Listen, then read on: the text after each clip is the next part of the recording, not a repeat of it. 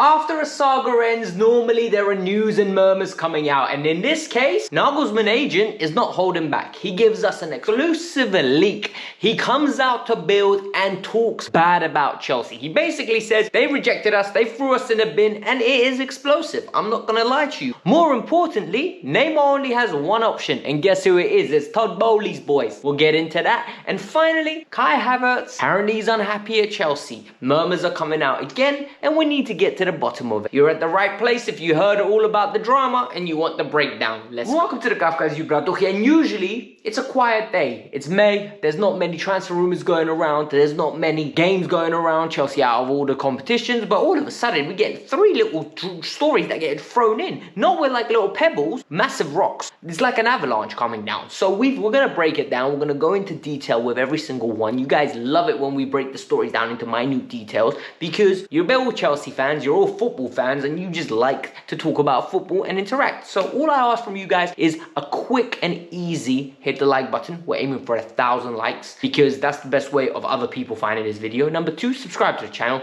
We've been on 26k for like literally nearly 3-4 weeks. Can we just get to 27k now and start rolling on? And finally, in the pinned comment is my Instagram. If you guys want to build a community where you can reach out to me and ask me about football related questions, or just hit me up with any funny like football related stories that come out you want me to cover, that's the best place. That's the place I will most likely reply as quick as possible. But now we're going to move on and talk about the first story, and it has to be the Neymar one. So when it comes to Neymar, Neymar is an individual that is polarizing. I don't think I am exaggerating it when I say he's one of the most polarizing figures I've ever seen in my lifetime of watching football. Neymar has got people saying he's one of the greatest of all time, arguably Brazil's greatest of all time, to some people saying he's not even very good, all he does is dive. I'm somewhere in the middle, like I always say. I'm not on the extreme end, nor am I on the very end. I think Neymar's top 5 Brazil players of my time, in the sense that I've seen. He is phenomenal. He's breaking all the Brazilian records, he's breaking club records, and more importantly, he does it with a little bit of pizzazz. You guys know I love a little bit of sauce, I love a little bit of tech,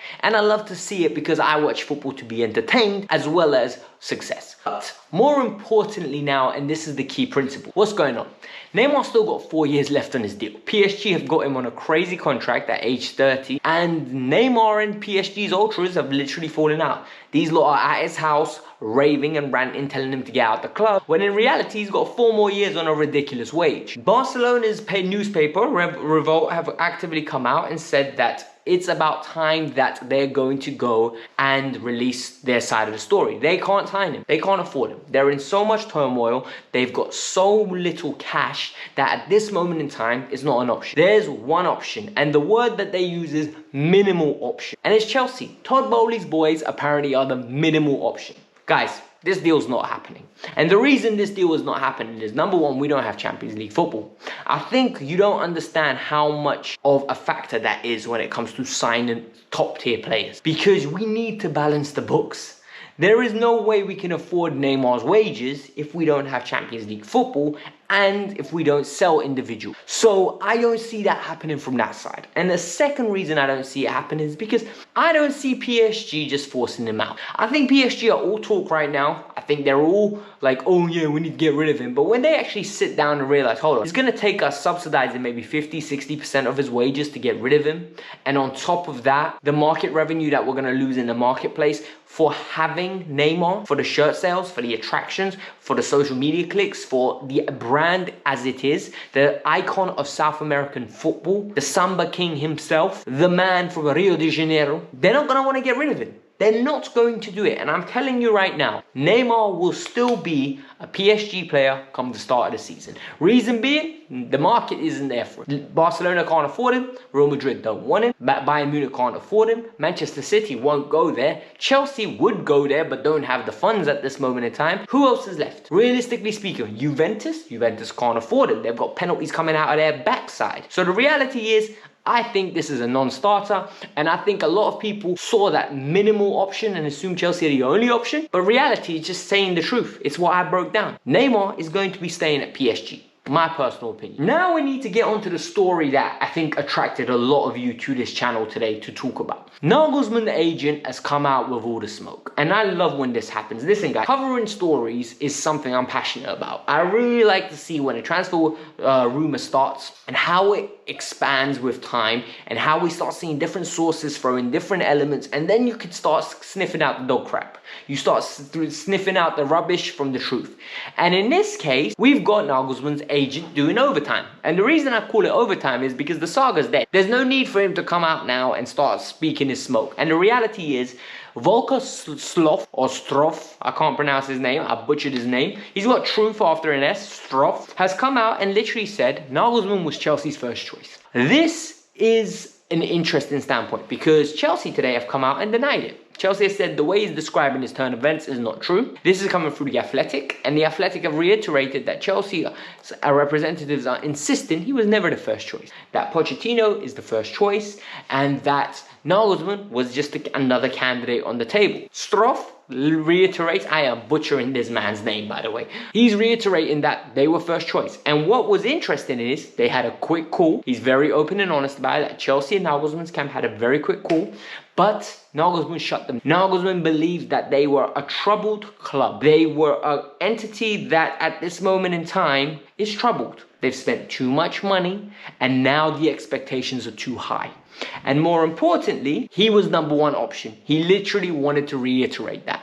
And for me, this is very interesting. The reason it's so interesting is because if you think about it from a standpoint of expectations are too high, this is perfect because that's what we've been asking for. We want the club to win. So if they're interviewing managers and telling them, listen, you need to start getting wins, thank you, bravo. I'm going to give you a round of applause for that because that's what I've been asking for. I hate this little project word. Well, what project? You don't get 2 Champions Leagues for winning it when, what's it called, because you've done it in a project. No, you get 1 for winning it. So let's just go win it. Let's go win a Premier League. It's been 5 years. It's about time we go and win a Premier League. It's been 2 years since we won a Champions League. I want to go and compete for the Champions League. There's a certain level that I expect from my club. And our club is not Aston Villa, all due respect. It's not Brighton. It's not Newcastle. It's not Southampton. And even Newcastle now. In 3 years, 4 years time, the Carabao Cup final is not going to be enough for their fans. They're going to want to go and win the league.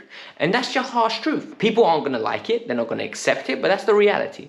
What I find interesting was he said we're a troubled club. That rings alarm bells for me because where is Nagelsmann gonna go? Real Madrid? I don't think they're interested in him. Barcelona? Why would you want to go to Barcelona with all the financial troubles they have? Juventus? They've got financial problems. They're in big trouble. They're going to have points deducted. They're happy with Allegri at this moment in time. What's going to happen? Bayern Munich got a new manager. He just got sacked from there. So the reality is we were literally his only option. He rejected Spurs or got rejected by Spurs. That's another narrative that's coming out. We don't know. So what Nagelsmann's doing, I don't understand because his next job most probably needs to be the right one. So I think he's being uber cautious. But the reality is he's already shut down Chelsea allegedly. He's already shut down Tottenham allegedly. What's next? Is he waiting for Klopp to leave so he can take the Liverpool job? Is he waiting for Arteta to choke so he can take the Arsenal job? I don't know. But the reality is I don't believe his agent. And the reason I don't believe his agent is because there's always 3 sides of every story. In this case, there's Chelsea's side. In this case, there's Nagelsmann's side. So the camp where his agent's talking. And I believe there's the middle, which is the truth. I believe they spoke. I believe Nagelsmann thought it was a foregone conclusion. The job was his.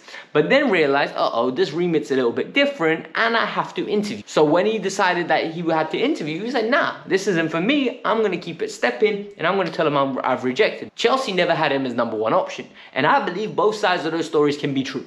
So I think we need to take this with a pinch of salt. I think we need to appreciate the fact that people are spinning stories to make their clients look better. And I believe Chelsea is spinning stories to make themselves look better. But in reality, I do believe that partially what both sides are saying is 75% true. So yesterday, a story from Germany dropped that once again, Kai Havertz is unhappy at the club. He's been unhappy for a while and he wants to leave. He does not like life the way it is at this moment in time. And he believes it's time for him to move on. However, the issue is Bayern Munich aren't as interested as they once were. Basically, at this moment in time, Bayern Munich were offered Kai Havertz and Mason Mount. There were internal discussions and they were offered by their agents. So not by Chelsea picking up the phone. However, what I think is very interesting is those conversations were short but sweet and the clubs aren't reiterating any interest. So we're essentially stuck with Kai Havertz and Mason Mount. I don't think the Kai Havertz thing is that bad. I think Kai Havertz is a good player. I think Kai Havertz has his assets, and I do think in the right system, Kai Havertz will be a very good player. However, at this moment in time, I want the story to make sense a little bit as well, because who was the manager prior to Kai Havertz being upset?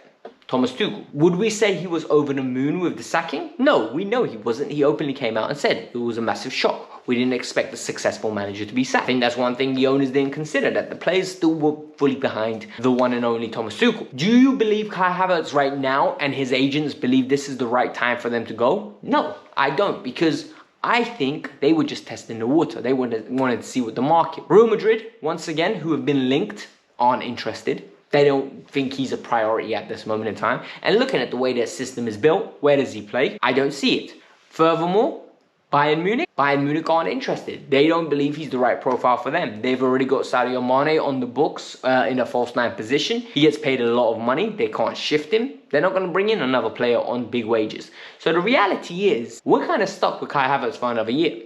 So either Kai Havertz signs a new deal, which I think he will. I think all roads will lead to Kai Havertz re-signing and staying for the long term and surprising a lot of you, not me, because I know what he's capable of. But the reality is, Bild is reporting he was offered, and Kai Havertz is unhappy at Chelsea. I don't know whether that's true or not, but this is something we need to break down. Hit the like button, subscribe to the channel. Just to summarize what we covered in this video, Neymar is offered to Chelsea, and Chelsea are seen to be the one and only club that can actually afford him.